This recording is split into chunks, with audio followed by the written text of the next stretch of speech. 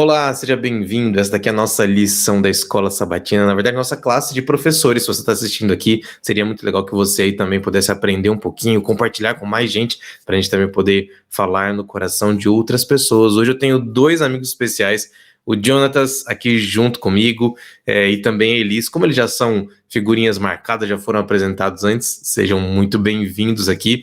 E foi muito legal da outra vez que vocês participaram, por isso vocês estão aqui de novo, para a gente poder conversar um pouquinho mais sobre a Bíblia. A gente está falando sobre a nossa lição da Escola Sabatina, o Evangelho de Marcos, e a gente estava no último minuto falando exatamente sobre isso. Sabia que a lição da Escola Sabatina, essa daqui está terminando? Já é a lição número 12, tem mais uma, exatamente só mais a 13, que é a última lição da Escola Sabatina, e nós então vamos mudar de lição. E aí, eu já comprei, peraí que eu vou pegar. Ela tá bem aqui, ó. Cadê? Dentro da minha sacolinha. Essa daqui é a próxima lição da Escola Sabatina, que nós vamos falar sobre o Evangelho de João. E aí vai ser maravilhoso. Eu acabei de comentar aqui, um dos que eu mais gosto é exatamente estudar sobre o livro de João. E você aí com certeza vai ser abençoado por estudar esse livro também. Por isso vai atrás, ó. Lição da Escola Sabatina, ela não é cara, ela é muito importante, mas é lógico, eu sempre comento que existem também aplicativos para celular e você tem que ter esse material para aprender mais sobre Jesus. Aqui é a próxima, a partir daqui 2 semanas, você vai conseguir estudar junto com a gente exatamente sobre o Evangelho de João. Mas essa semana nós vamos falar sobre o tema julgado e crucificado. E aí, antes da gente começar a ler aqui o verso para memorizar, eu tenho que pedir, Elis, minha amiga, por favor, você consegue fazer a primeira oração pra gente? Sim, claro, pastor. Vamos orar. Santo Deus e eterno Pai, graças te damos porque o Senhor é bom, a sua misericórdia dura para sempre. Amém. Aqui estamos mais uma vez, Senhor, para aprender mais de ti. Queremos que o Espírito Santo, nesse momento, conduza esses momentos que vamos passar, para podermos entender a tua palavra, entender o sacrifício de Jesus na cruz, o amor imenso que ele tem por cada um de nós. Fica conosco, eu te peço e te agradeço em nome de Jesus. Amém. Amém. Você deve estar perguntando aí que negócio é esse pendurado aí no pescoço, né? O meu, o Jonatas ali. Você tem que saber que essa aqui é a semana do lenço. Quer dizer que no sábado agora é o Dia Mundial do Clube de Desbravadores. Contando um segredo aqui, antigamente a gente comemorava o Dia Mundial, mas não era mundial, era só brasileiro. Agora sim, é Dia Mundial do Clube de Desbravadores. No mundo inteiro se comemora agora em setembro o Dia Mundial. E vai ser muito legal que você aí que tem o lenço, você que já foi desbravador em algum momento, também mostre seu amor por esse clube, mostrando quem você é, sobre os seus valores. Então você tem aí seu lenço, coloca ele, usa ele, tá bom? Se você tá recebendo esse vídeo aqui talvez na quinta ou na sexta-feira, você também tem que saber que a partir de sábado agora, nós vamos estar fazendo uma semana de oração, a Semana da Esperança, ali no Jardim Ingá. Então fica o convite para você também, se você tiver aí como disponibilizar seu tempo e estar com a gente de sábado a sábado, dia 21 até o dia 28 de setembro, você também vai ser abençoado. Se você não puder, obviamente, acompanhe a gente pelas redes sociais, acompanhe a gente aqui também nesse canal, para você também ser abençoado. E última coisa, às vezes eu tenho percebido que no canal do Parque Arariba, nós não temos conseguido colocar o vídeo inteiro dessa lição da Escola Sabatina, por isso não perde tempo não. Quando termina o culto ali, corre no canal Pastor Lúcio ou Pastor Lúcio Bergamo e você vai encontrar esse vídeo na íntegra para você também ter um material especial para que você possa ter o contato com Deus. Se você está assistindo pelo vídeo que foi enviado para você pelo WhatsApp, vai em frente, vai ser uma bênção que você ouça, que você assista, que você compartilhe com mais gente, porque vai ser com certeza bênção na sua e na vida de outras pessoas. Vamos lá. Abrindo a Bíblia, o primeiro texto que nós vamos estudar hoje é Marcos, no capítulo 15, no verso 34. Esse aqui é o verso para memorizar. Nós já oramos, então a gente começa lendo assim. Por volta das 3 horas da tarde, Jesus bradou em alta voz, Eloi, Eloi, lama sabachthani, que significa, Deus meu, por que me abandonaste? E essa palavra abandonaste, ela chama muito atenção, porque Deus não abandona ninguém. E ele estava sentindo realmente uma separação do Pai, que ele, quando a gente lê sobre a Bíblia, ou as declarações quando a gente lê sobre a Trindade, então as declarações de Jesus, quando ele estava aqui, ele fala assim, porque eu e o Pai somos um. E agora ele estava falando sobre aquele que era um junto com ele, que parecia para ele que ele tinha sido abandonado. Pesado, né? A lição dessa semana ajuda a gente a entender um pouquinho sobre o peso de Jesus estar aqui. Mas a gente precisa começar, então eu vou jogar, já que Elisa orou, jogo pro Jonatas. Jonatas, me ajuda aí. Lá no comecinho do capítulo 15, a gente encontra já um embate bastante perigoso, né? Onde Jesus é questionado exatamente por Pôncio Pilatos, quem ele era. Você é o rei dos judeus? E aí? Pastor, eu acho interessante porque essa citação mostra um pouquinho do contexto, né? Se nós formos ver, os judeus eles não tinham capacidade na verdade, eles não poderiam, pela lei e estrutura hierárquica, condenar uma pessoa à morte.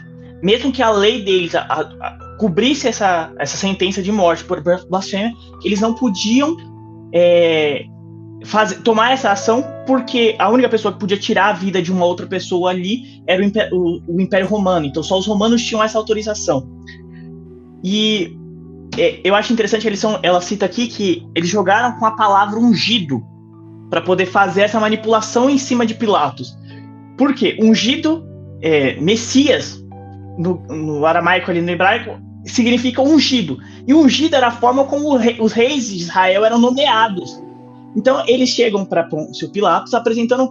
Então, enquanto Jesus foi julgado ali pelo Sinédrio como blasfemo, quando ele vai apresentado a Pilatos, eles mudam a acusação. Por quê? Blasfêmia para Pilatos era indiferente. E aí ele leva a situação falando que Jesus estava se posicionando como rei. E o mais interessante é que eu gosto muito do que eu vi ali da parte dos Desejos de Todas as Nações. Ele fala assim que os judeus não podiam condenar ninguém à morte, pois estavam sob o governo romano, mas eram suficientes zelosos da sua religião para persuadir os romanos a fazer isso por eles. Quer dizer, eles tentavam buscar ali formas de levar os romanos a fazer a vontade deles. E o mais interessante é que Pilatos ele não consegue reconhecer essa capacidade. Quando ele pergunta ali, ele vê que o motivo dos judeus estarem levando aquela acusação é simplesmente ego, é simplesmente orgulho, é simplesmente inveja da postura de Jesus. O cristianismo, a postura, toda a imponência de Jesus na sua fé tornavam ele uma ameaça para os líderes, e aí eles levam para ele uma outra forma. Só que eles colocam Pilatos numa situação de entre a cruz e a espada, né, que tem essa expressão. Porque se ele não condenasse Jesus, eles acusavam ele que ele era contra Herodes, contra César, porque ele deixou uma pessoa se nomear rei e não ser morto. Frente ao imperador, né? Isso aí. Então ele coloca eles numa situação muito complicada. Mas você vê o tempo todo que Pilatos ele não consegue aceitar isso, ele não consegue ver crime em Jesus. Ele até fala que Jesus, ele vê um homem inocente ali. Não vejo pena alguma nesse homem. Mas ali eles começam a tentar jogar, e Jesus, a resposta de Jesus ali, como dizia em Isaías, ele não se posiciona contra, mas ele também não se posiciona a favor. É interessante, né? Porque às vezes, vou puxar pro nosso pessoal aqui, muitas vezes a gente, como líderes, como chefes da igreja, a gente acaba fazendo isso com tanta gente, exatamente o que fizeram com Jesus. A gente quer assumir por causa da nossa arrogância, porque nós achamos que somos os únicos que podem fazer aquela função bem como nós achamos que estamos fazendo, e a gente acaba fazendo como Jesus foi, por causa de um problema interno dos judeus, morto, porque não tinha nada a ver. Se você olhasse exatamente o que Jesus estava fazendo, ou então até mesmo as declarações dele, em nenhum momento, as coisas que ele fez, em nenhum momento ele ia contra a lei, em nenhum momento ele poderia afetar aquilo que estava acontecendo, né, de tirá-los do poder, mas na verdade, se eles estivessem seguindo o caminho, né, mas eles não estavam seguindo o caminho. E aqui já estavam desvirtuados há muito tempo. O povo de Israel ali, os líderes de Israel já tinham se desvirtuado há muito tempo. Talvez esse aqui seja o problema, né? Eu estava ouvindo agora sobre política, né? Um pouquinho antes, sobre como o jogo político funciona. E aí tem um dos lugares, não tô falando do Brasil, tá? Tem uns lugares onde a política tem acontecido aí, que o vice do principal cargo lá do poder, ele era um cara que falava mal do que quer assumir o poder. Só que, sabe aquele jogo de política de você vai ganhar o poder e agora eu sou seu amiguinho? Então, a gente percebe exatamente um caminho como esse quando eu olho para os líderes judeus. Eles iam atrás de onde estava o poder. Eles não estavam a fim de fazer o que a Bíblia manda. E aí, olha o perigo quando a gente se mistura com o poder. Eu acho interessante também da parte de domingo aqui, que ele mostra uma outra situação que é relevante muito para a vida do cristão, que é a pressão social. Hoje se fala muito disso para jovem e adolescente, mas a gente esquece que na vida adulta a gente também sofre muito com isso. Por quê? César, o Pilatos, ele só toma uma decisão ao lado contra Jesus porque ele tinha medo de perder o seu status, medo de perder a sua posição. Da mesma forma como os judeus, quando ele joga pro povo escolher, para eles libertem Jesus ou liberte Barrabás, por causa do costume de se libertar um prisioneiro na época da Páscoa, a massa é manipulada para que aconteça o que os líderes queriam. Por quê? Porque eles colocaram algumas pessoas para levantar essa ideia. E as pessoas que estavam ali estavam com tanto medo de ficar contra aquelas pessoas, contra aqueles líderes, que cederam e se posicionaram a favor. Muitas das vezes nem tinham a mesma opinião. Achavam que Jesus era o Salvador, mas tinham tanto medo de não ser bem aceito no grupo, não ser bem aceito no local, que eles tomaram uma postura. E é a mesma coisa na nossa vida. Nós cristãos muitas vezes estamos à contramão do mundo, mas nos nossos ambientes fora do grupo social religioso, nossa postura muitas vezes não condiz com nossos pensamentos. Muitas vezes, né? É isso aí. Infelizmente, temos perdido tanto, né? Bom, vamos lá. Lição de segunda-feira. Elis, me ajuda. Quando os judeus, quando os romanos agora começam a zombar daquele que seria o próximo a ser crucificado. Aquele cenário, na verdade, todo aquele caminho que aconteceu ali com Jesus, ele era comum para os romanos, tanto que eles já tinham desenvolvido formas de causar dor, causar vergonha, principalmente, de forma muito séria. Eles não queriam matar a pessoa que estava na cruz, eles queriam fazer com que ela passasse vergonha, para que a honra daquela pessoa fosse totalmente jogada fora e obviamente, torturada, né? A morte vinha como consequência. E Jesus, então, toma, por causa dessa zombaria, um título, que era Salve Rei dos Judeus, em comparação com o que eles falavam sobre César, né? Ave, Imperador César, o Salve César.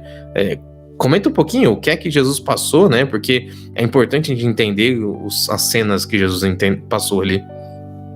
Realmente, foi uma, assim, a cena doída, né? Aquilo que Jesus passou. Aquilo também que a gente precisa meditar todos os dias na nossa vida para saber qual é o preço que foi pago para que a gente tivesse a reconciliação. Os romanos realmente eles fizeram assim de tudo que poderia fazer, né, com o prisioneiro. Então espancavam, o chicote de couro que eles utilizavam, né, para bater no prisioneiro, no caso de Jesus, era amarrado pedaços de ossos, de pedras e pregos. Então, cada vez que se batia aquela chicotada, arrancava ali o couro da pessoa. No caso de Jesus, ele foi chicoteado. Eles pegaram um manto de púrpura e colocou sobre ele, como se fosse realmente um palhaço. Colocou a coroa de espinho. Tudo isso zombando, né? A ironia, que é o que a gente fala. A ironia é a cena aqui evidente para a gente poder ver, porque tudo que eles falaram de Jesus era verdade. Sim, ele era o rei. Ele é o rei. Mas eles não estavam falando isso de forma que era de verdade. Eles estavam fazendo isso de forma a zombar daquele que estava naquela situação, né? Então eles zombaram, batiam na cabeça com caniço, cuspia nele.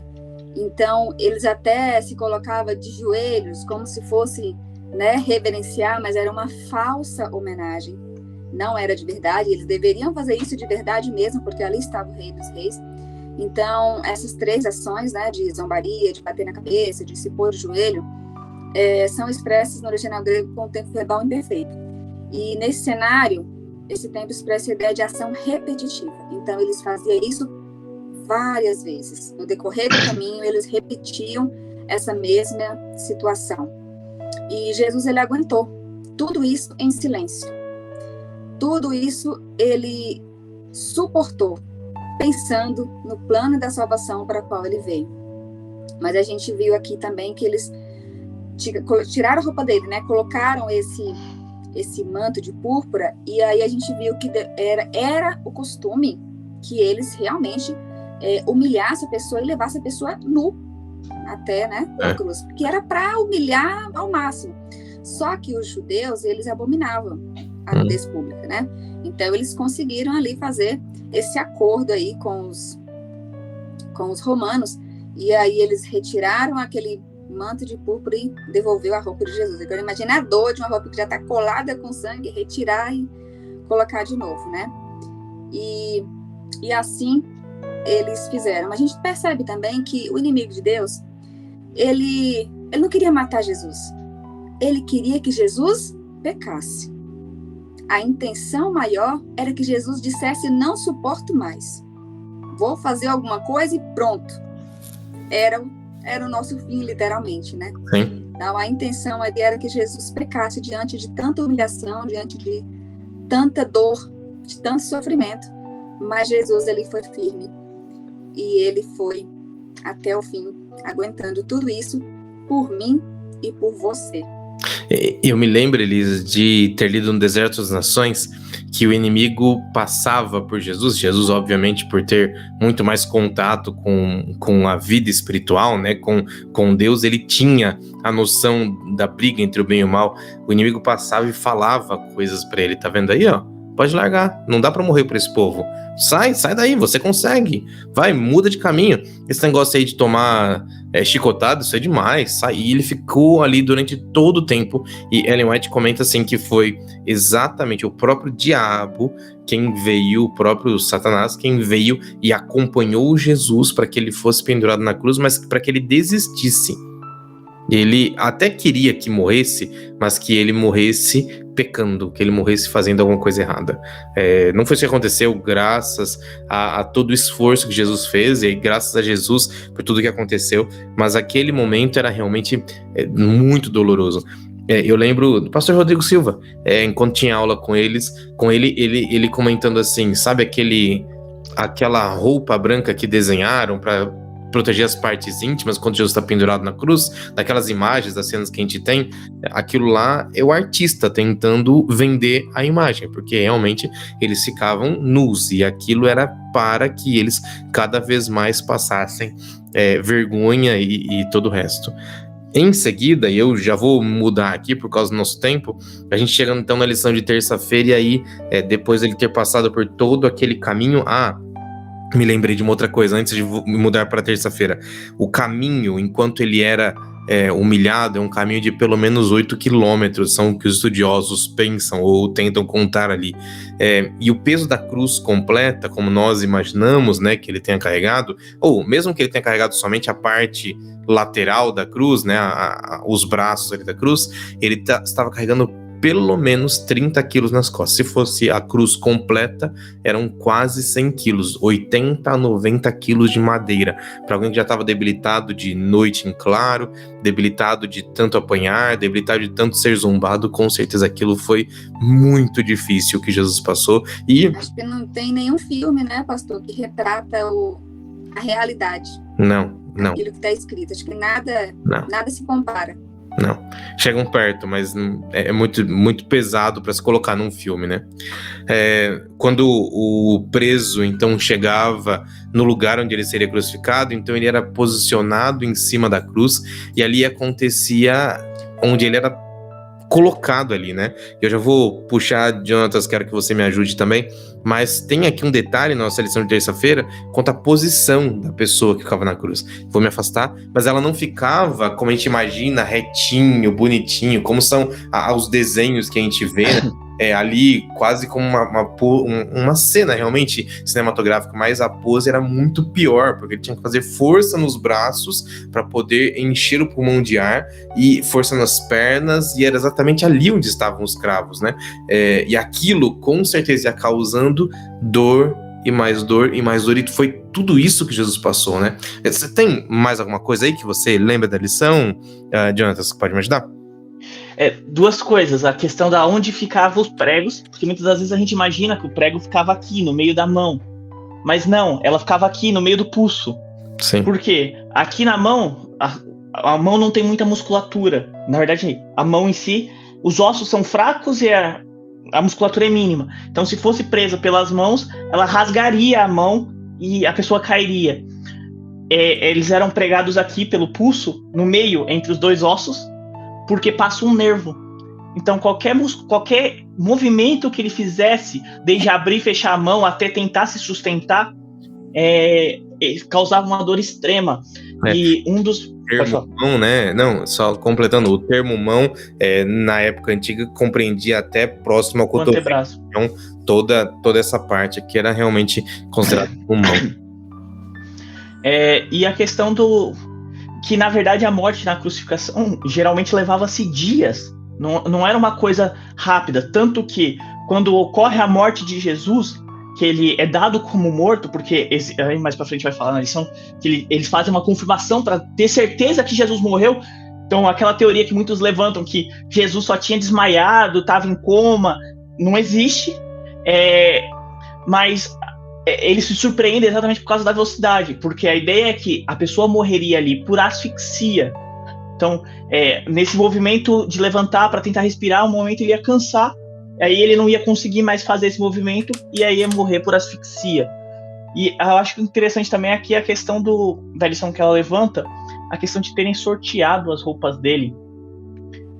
Ser sorteado não, ter jogado sorte na roupa dele, porque era uma roupa boa. E eles não queriam rasgar, não queriam danificar. Então eles jogam para poder... Quem vai ficar com aquela roupa? Quer dizer, Jesus ele perdeu direito a tudo dele, até as suas roupas. Tudo que ele tinha, ali ele acaba. Tanto que por isso, nesse momento... E nesse momento, um dos comentários bíblicos que eu li fala que Jesus recusou... eles tinham o hábito de embriagar as pessoas para poder crucificar. E Jesus se recusa. Então Jesus estava com todos os sentidos alerta. Ele não tinha nada para amenizar ou diminuir esse sofrimento dele. E ainda tinha a culpa de todo o pecado do mundo sobre ele. Que é o que ele fala, naquele momento ele fala, o verso para memorizar, né? Que meu Deus, por que me desamparaste? Pesado, né? Porque imagino lá a mente de Jesus racionalmente pensando, eu não posso errar, eu não posso duvidar nesse momento, esse é o plano de Deus para mim, é isso que tem que acontecer, por isso embriaguez, não posso ter nada que me tire que eu não cometa nada diferente, para que eu saiba o que eu tô fazendo. E imagina exatamente sentindo cada um daqueles pedaços, além da dor do braço, eles passa por cima bem rapidinho, os pés também eram pregados, e não da forma, de novo, como a gente imagina, ele retinho e tal, não, a perna era pregada de lado, para que aquilo ainda causasse mais dor, porque ao fazer força nos músculos da perna, inclusive na articulação onde era colocado ali os cravos, aquilo com certeza causava mais ainda, mas era a única forma de respirar. Então cada uma dessas coisas era realmente pensado para aumentar a quantidade de dor. Apesar disso, já deixo, Jonathan. Pode terminar. Apesar disso, a lição ainda lá no finalzinho chama a atenção, Marcos 15:31, que começam ali os líderes religiosos, né, junto com os guardas, gritando, você não era o rei dos judeus, o salvador? Salva a si mesmo, vai lá, desce da cruz. Isso com certeza deve ter doído muito agora na consciência, no coração de Jesus, né? Mas mesmo assim, mesmo ele não se salvando, ou porque ele não se salvou, hoje ele pode dar salvação pra gente. Exatamente, o motivo dele não se salvar ali era literalmente para salvar aqueles outros que estavam ali, estavam perante ele estava deixando eles menosprezarem ou desprezarem ele, simplesmente pelo fato para poder dar chance de salvação para essas pessoas. Interessante, né? Muito, muito interessante e precioso o que Jesus escolheu para fazer por mim e por você. Vamos lá, precisamos, por causa do nosso tempo, passar para a próxima lição. Lição de quarta-feira, Elis. Agora nós chegamos no verso para memorizar. E é nesse momento, quando ele está ali pendurado na cruz, depois de passar muita dor, muito sofrimento, muitos momentos de agonia e vergonha e tudo que ele passou, imagino a incerteza, começa, né, na incerteza do Monte das Oliveiras e depois passa ali para uma noite de zombaria, de julgamento e tudo que aconteceu. Depois a Via Crucis, onde ele realmente sangra, onde ele cai, onde ele precisa ser ajudado, onde ele já tinha muita coisa na cabeça e sentindo já a distância do Pai, até o momento quando ele, pendurado na cruz, vê inclusive a sua mãe ali aos seus pés, junto com alguns dos seus discípulos meio que escondidos no meio da multidão, mas ele então fala a seguinte frase: meu Deus, por que me desamparaste? Elis, por que tudo isso? Porque ali Jesus sentiu o peso, não só da dor física, mas talvez a dor física ali não fosse tão relevante para ele quanto a dor da separação. Porque a Bíblia diz que o pecado nos separa de Deus. E ali ele estava carregando o pecado do passado, do presente e do futuro, daqueles que ainda iam pecar. Então, tudo isso recaiu sobre ele. E ali ele se viu na imensa escuridão. Como você disse, os discípulos já não estavam ali, ele já estava se sentindo só e pensou dessa forma, né? Meu Deus, mas era a separação ali absurda que estava tendo de todos os pecados da humanidade recaindo sobre ele. Então, por isso ele bradou, né? Essas palavras. E a gente vê aqui também que algumas pessoas pensou que ele estava chamando por Elias, né? E disse, ele está chamando por Elias, por conta da palavra grega aqui, que pode ser... Fala aí, pastor, melhor. Se colocar o... É como se fosse Elai, mas a forma como se fala. Os judeus, eles têm uma forma carregada, gutural de fala, né? A voz ou algumas palavras saem da garganta. Como se estivesse quase que escarrando, colocando para fora. Então, isso fez uma confusão na hora que estava falando ali de forma mais fraca. E ali parecia realmente que ele estava chamando Elias, mas ele estava dizendo, Deus meu, é isso aí. Então, e aí ele faz esse clamor aí, né, na cruz. Mas a gente sabe que, na verdade, Deus nunca abandonou. Deus estava do lado dele. Ele não podia ver naquele momento tamanha era a separação, mas Deus nunca o abandonou. Esse é o sentimento que talvez muitas pessoas até sentem, pastor, no decorrer da vida, em algum momento, em alguma situação que a pessoa esteja passando, ela também pode pensar assim. Às vezes eu escuto algumas pessoas que eu conheço que estão passando por uma situação difícil e ela diz isso também. Por que Deus me abandonou? Por que Deus me deixou? Por que Ele me deixou passar por isso? E eu sempre repito, Deus está contigo. Pode parecer que não, mas Ele está. E processos, né? A gente vai passar na vida, isso é fato. Vai ser dolorido, sim, mas a gente não pode esquecer, porque o que a gente passa não é nem a sombra do que Jesus passou. A gente que às vezes costuma ser fraco mesmo, de passar por uma coisa simples e achar que aquilo é o fim. Não é. Jesus mostrou que é possível o ser humano passar por dor, humilhação, em silêncio e ainda assim obedecer a Deus. E ainda assim não pecar. Ele mostrou pra gente na própria pele, como ser humano, o quanto isso é possível. Eu sei que hoje a gente tem uma paciência limitada, né? Aquela coisa, bateu, levou, e coisas de ser humano pecador. Mas está aí o mestre que nos ensinou que quando a gente tem foco, a gente se coloca nele e vai até o fim, ainda que seja a morte ou fim de uma cruz, como foi Jesus. Então a gente precisa aprender muito com ele a ter o foco no céu. Então não importa o que aconteça com a gente, os problemas, as doenças, as perdas, os desafios. O nosso foco é o céu. A gente não pode perder de forma nenhuma esse nosso objetivo. Interessante, né? Porque apesar de ele ter... ele obviamente é nosso exemplo, ele obviamente é também quem nos mostra o caminho a seguir, mas apesar disso, mesmo que a gente escorregue, e nós vamos escorregar, ele fez o trabalho, porque ao ele morrer na cruz, ao cada passo do que tinha sido preparado pela profecia ser colocado ali, apresentado por ele, desde ele ser o cordeiro, dele se apresentar de forma pura, ele estava dizendo pra gente assim, mesmo que você peque, eu tô pronto para te perdoar.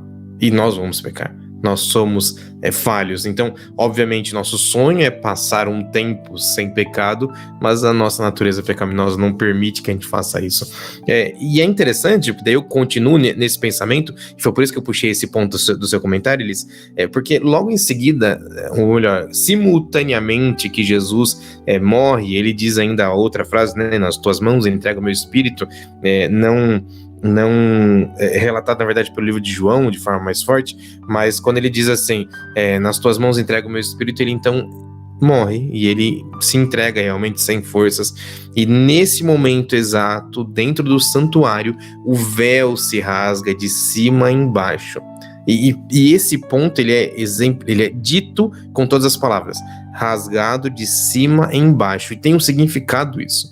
Por que alguma coisa que rasga de cima para baixo? As coisas rasgam de baixo para cima, quando eu puxo, quando algum ser humano faz ali uma força para que isso se rasgue, mas no caso do véu do santuário, se rasga de cima e embaixo, para mostrar que o poder da salvação, o poder de quem comandava o santuário, ou deveria estar comandando o santuário, ele estava sendo entregue na cruz naquele momento.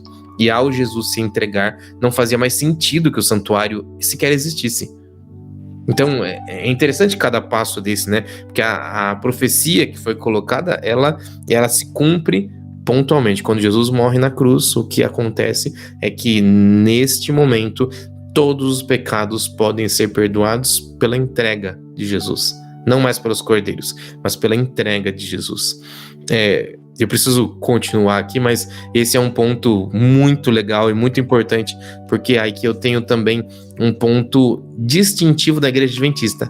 Nenhuma outra igreja no mundo que tente compreender a Bíblia fala sobre o santuário como a Bíblia fala, como nós definimos. E por isso é importante a gente saber, o véu se rasgando de cima e embaixo significa que Jesus completou, que Jesus concluiu todo o sistema de salvação, e por isso nós podemos confiar nele, confiar nos méritos dele, porque a salvação vem só de Jesus. Isso é muito, muito... E às vezes, né, pastor, tem pessoas que por ignorância e por não conhecer, quando a gente fala que guarda o sábado, eles falam, então por que também vocês não matam o cordeirinho como os judeus matavam? São pessoas que não entenderam absolutamente nada.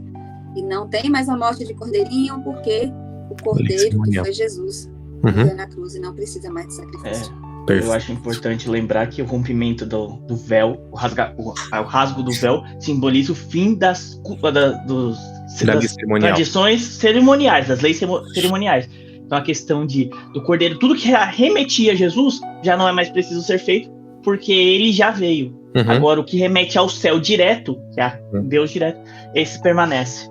Eu achei engraçado outro dia, eu fui vou viajar aqui para tentar explicar isso, tá? Outro dia eu fui num prédio que tinha sido inaugurado há uns 3 anos. E sabe aquela maquete que tem quando vai se vender o prédio sem que ele esteja pronto ainda? Ela tava lá, na recepção do prédio. Aí, então, eu tava dentro do prédio, olhando para a maquete do prédio. Sabe assim, não fazia mais sentido eu ter a maquete do prédio, porque era só eu dar alguns passos para trás e eu veria o prédio.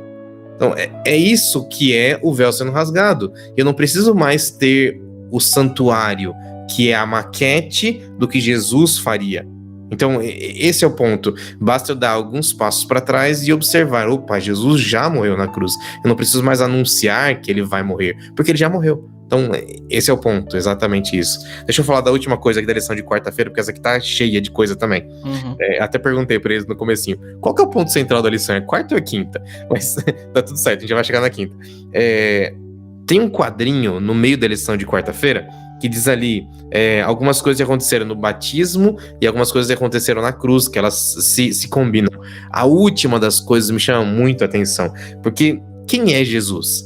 Jesus é o Filho de Deus.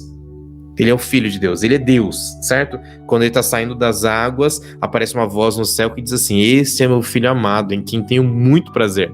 E quando ele está na cruz, o chefe, o centurião daqueles que estavam pregando Jesus, depois da terra escurecer, de ter exatamente um eclipse no céu, depois de acontecer um terremoto, depois de tudo aquilo ter acontecido, ele olha e fala assim: acho que fizemos bobeira. Esse aqui realmente era o Filho de Deus. Percebe que até as pedras, no caso o centurião romano, quando a gente que é fiel não está defendendo, os discípulos tinham fugido. Lembra disso? Quando a gente não está defendendo, até as pedras podem pregar, e olha só o que o centurião faz. Bora, senão não dá tempo. Quinta-feira. Na quinta-feira, então, Jesus já está morto, e agora a gente vai comentar sobre o finalzinho do capítulo 15, do verso 42 a 47. E nesse momento, aparece uma pessoa que não é relatada no resto do livro todo. Na verdade, em todos os evangelhos, os 4 deles, esse homem aparece aqui, só nesse momento. E aí a gente fica assim: ué, mas quem é esse cara? É um tal de José de Arimateia. E é importante entender o que está acontecendo. Então, Jonatas, me explica aí. Jesus morreu, eles fizeram ali o teste para saber se Jesus estava morto, não precisaram quebrar os pés de Jesus, as pernas dele, o que acontece com os 2 ladrões na cruz. E agora eles então vão até o Sinédrio para solicitar que o corpo de Jesus fosse retirado. Isso, e aí entra José de Arimateia exatamente nessa conversa. Bom, vamos lá. É interessante essa questão. Primeiro por que eles pedem para retirar o corpo? Por causa do sábado. Jesus é crucificado na sexta-feira, no fim da tarde, na sexta-feira, e ao fim da tarde eles identificam a morte dele. Então Jesus, eles não queriam entrar o sábado com um corpo, com um morto na cruz. Então eles pedem para que Jesus fosse retirado. Eles quebram a perna dos 2 ladrões exatamente para poder acelerar a morte deles, para também não entrar o sábado com eles lá. E Jesus já estavam vivos, eles não foram tirados da cruz naquele dia. Exato. Eles não estavam mortos. O único que morreu naquele dia foi Jesus. Jesus. Marcos 15, no verso 44, Pilatos fica surpreso. Ele morreu? Como assim ele morreu? A gente não mata a pessoa no dia. Isso aqui ele tem que ficar dias ali, mas tinha morrido já. São de 3 a 4. Alguns historiadores dizem que era de 3 a 4 dias, dependendo do tipo de cruz que fosse usado. De 3 a 4 dias, até mais, até uma quinzena para a pessoa morrer. Mas assim, aí aparece José de Arimateia. Por quê? José de Arimateia era um seguidor de Jesus, mas não um apóstolo, não um discípulo dele. Não declaradamente, abertamente escrito, falando: olha, eu sou membro da comunidade de Jesus. Até porque ele era um líder. Você vê que ele era uma pessoa de grande influência porque ele consegue uma audiência com Pilatos. Ele consegue se dirigir diretamente a Pilatos e pedir o corpo. Então ele era um líder de grande referência, e ele pede, e esse homem que não é citado em nenhum momento, aparece e pede o corpo de Jesus para que Jesus possa ser sepultado de forma correta. Eles não queriam que Jesus fosse jogado, ele não queria que Jesus fosse jogado numa vala comum de mortos indiferentes. Então ele faz isso, e aí eu gostei da lição que ela faz um paralelo com os discípulos. Onde estavam os discípulos nesse momento? Todos os discípulos homens, isso é importante referenciar, todos os homens haviam fugido. Tinham se escondido nas casas ou em outros lugares, tanto que eles não ficam até a morte de Jesus. Eles saem antes de Jesus morrer, de frente à cruz. Os únicos que ficam ali são as mulheres, que é as 2 Marias, que ficam até o momento em que Jesus é retirado do seu corpo, levado para a tumba, e aí cumpre-se outra profecia, que é a profecia de... Só pegar que eu anotei. Desculpa. Só um segundinho. De Isaías 53, verso 9. Então, cumpre-se a profecia de Isaías 53, verso 9, que Jesus é sepultado como um rico. Por quê? O costume de se sepultar dentro da rocha, de uma rocha escavada, era uma coisa guardada apenas às pessoas da elite social, porque era uma coisa cara. Então Jesus é sepultado ali. E outra coisa interessante é que José de Arimateia envolve Jesus em lençóis finos, para mostrar respeito. Jesus ele foi sepultado como se fosse uma pessoa da elite mesmo.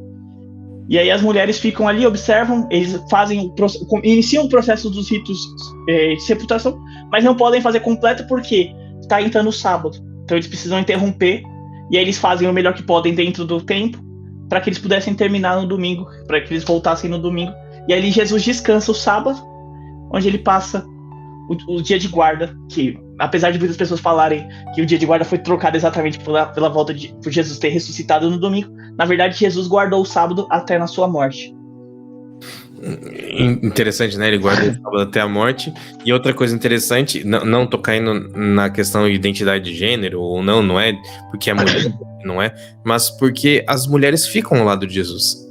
Então era possível que os homens também pudessem ficar, de alguma forma estivessem ali, mas eles decidem fugir, sabe? Eles sentem muito peso ao estar ali, talvez exatamente como aconteceu com Pedro, né? Que nega Jesus 3 vezes. Aquele peso foi muito grande para eles, e eles então fogem. Só que então, aquelas mulheres têm uma segunda importância aqui, porque lembra que quando Jesus começa então a atrair as mulheres, ele é julgado pelos líderes religiosos. Mas veja que as mulheres continuam a estar ao lado dele, até mesmo o momento de sepultamento. Elas mostram mais coragem e lealdade do que os próprios discípulos homens. Os homens, eles nem se preocupam com o que vai acontecer com o corpo de Jesus. Eles estão tão preocupados com o que vai acontecer com eles que eles fogem e se escondem. O único aí também.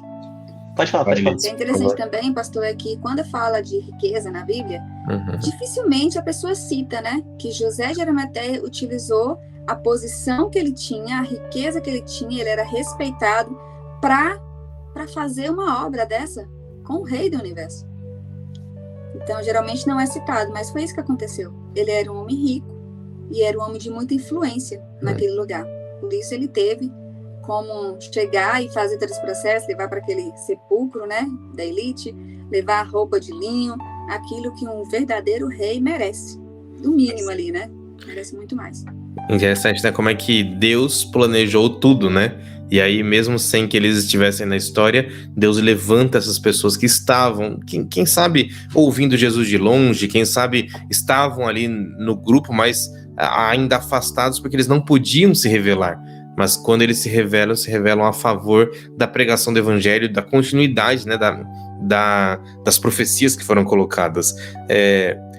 Por último, eu preciso já ir para o final e depois jogo para vocês dois também. Me chama a atenção por que é que Jesus ressuscita e as primeiras que encontram com Jesus são aquelas mulheres. E não os homens, que tiveram 3 anos e meio com Jesus. Mas são as mulheres que veem ele. Não porque elas foram primeiro para preparar o corpo, mas porque Jesus se apresenta para elas, porque elas tiveram um papel muito importante ao estarem ao lado de Cristo até no momento da morte. É como se Jesus as honrasse porque elas honraram a ele. Interessante, né? Quando a gente honra a Deus, ele nos honra de volta. Tudo bem que eu vivo dizendo isso. Primeiro vem a bênção, depois vem a obediência. Ele sempre dá pra gente primeiro a bênção. Então, se ele já tinha dado a bênção para aquelas mulheres, então, quando elas obedeceram a ele, quando elas seguiram a ele, ele de novo devolve a bênção. E aí vira um ciclo.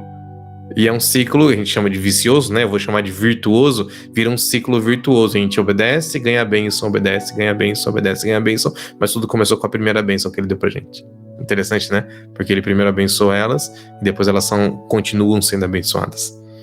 Elis, por favor, o que mais você tem que colocar aqui para a gente poder encerrar nossa lição, por favor? Só mesmo a importância da gente poder meditar nesse capítulo, porque aqui está o segredo, aqui está a indicação, o preço que foi pago pela nossa vida eterna. Entender tudo que Jesus passou, essa dor que ele passou, ele não precisava passar, mas ele escolheu passar para que nós pudéssemos nos reconciliar com o Pai e pudéssemos alcançar a vida eterna. Então, a graça, ela não foi de graça. Então, o capítulo 15, ele deixa claro, que a graça, ela teve um preço, e um preço alto. Para nós, sim, é de graça. Mas para Jesus, ele passou por todo esse processo. Então, que a gente saiba entender e valorizar aquilo que Jesus fez para nos salvar todos os dias, que a gente nunca esqueça desse momento doloroso que Jesus passou, para que eu e você tivéssemos a oportunidade de viver para sempre ao lado de Jesus. Legal. Jonatas, qual é o ponto principal que você queria deixar aqui para a gente então encerrar a lição? Bom, eu queria focar além da questão de todo o evangelho, toda a demonstração de Cristo na cruz por nós e da sua salvação, da oportunidade que ele dá para nós. Eu gostaria de frisar também 2 pontos, que é a questão da postura, do contraste entre a postura de José de Arimateia e as mulheres contra os discípulos e Pilatos. Pilatos e os discípulos abriram mão dos seus princípios. Eles, por medo, eles cederam em coisas que eles não deveriam ceder. José de Arimateia e as mulheres são citadas ali, elas colocaram seus valores acima de tudo. E muitas das vezes nós, no dia a dia, esquecemos os nossos valores como cristãos. Em coisas pequenas, às vezes a gente deixa de lado porque não é cômodo ser cristão ou ser um seguidor de Cristo naquele momento. Que nós possamos ser sempre fiéis, que nós possamos ter a morada de Cristo como nossa e única nossa, sem espaço para negociações. É isso aí.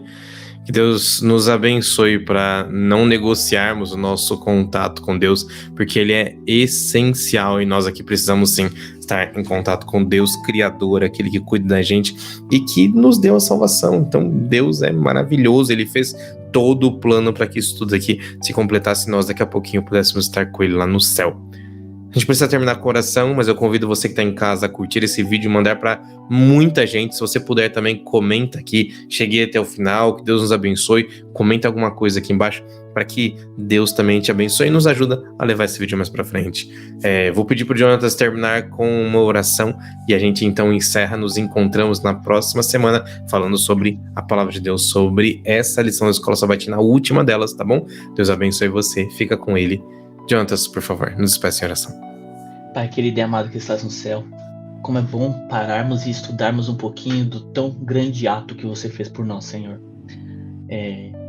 Nós não temos como agradecer, nem como reconhecer tudo que o Senhor tem feito por nós e o quanto você nos abençoa no nosso dia a dia. Senhor, nos ajude para que nós possamos ser sempre fiéis a Ti, que nós não negociemos a nossa fé, Senhor. Cuide de cada um aqui que está presente e que está assistindo esse momento, Senhor. É isso que eu te peço e já te agradeço. Em nome de Jesus. Amém. Amém. Deus abençoe você. Tchau, tchau. Elis, muito obrigado. Jonatas, muito obrigado. Deus abençoe, gente. Tchau.